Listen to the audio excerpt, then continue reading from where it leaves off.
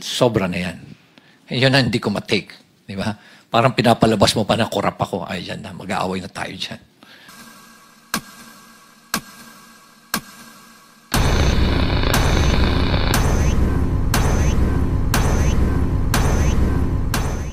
Balikan ko uli yung press con na yan. Nilabas. And then, suddenly, tinabi na may conflict naman ako, being the mayor, and at the same time, being a member of the ICI. By the way, I'm not a member of the commission. I'm not a commissioner there. In fact, sila nga yung gumawa ng workaround nun na legal advisor investigator. Pero inis out na ako nun eh. Tinanggal na nila lahat. And then suddenly, here comes a below-the-belt naman na accusation na ay dahil merong project si Diskaya doon at maanumalyang tennis court. Ay, sobra na yan. Yun na hindi ko matake. Di ba? Parang pinapalabas mo pa na korap ako. Ay, yan na. Mag-aaway na tayo dyan. Ano? Sa unang-una, sabihin ko nga, kung bulok ba ako, lalabanan ko yung mga very powerful na tao dyan. Di ba? You have to make sure that you have the moral ascendancy bago mo labanan yung mga tao. Otherwise, masisira ka din.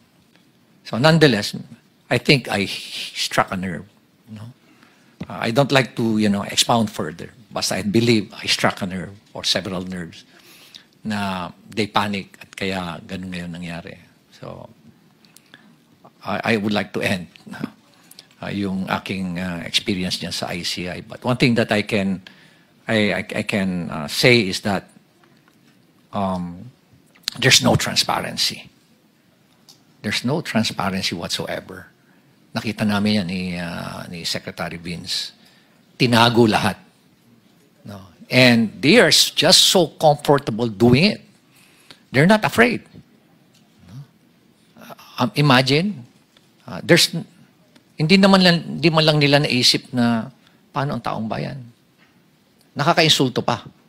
At ito nga, lately nga, sinabi pa na yung involved na congressman dyan, si Saldico, he did not abandon it. It was a sacrifice. My God!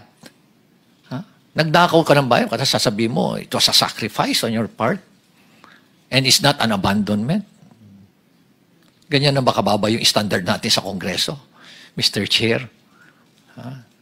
Ganyan na ba tayo kawalang hiya ngayon? Manhid? Di ba? Napaka callousness, hypocrisy.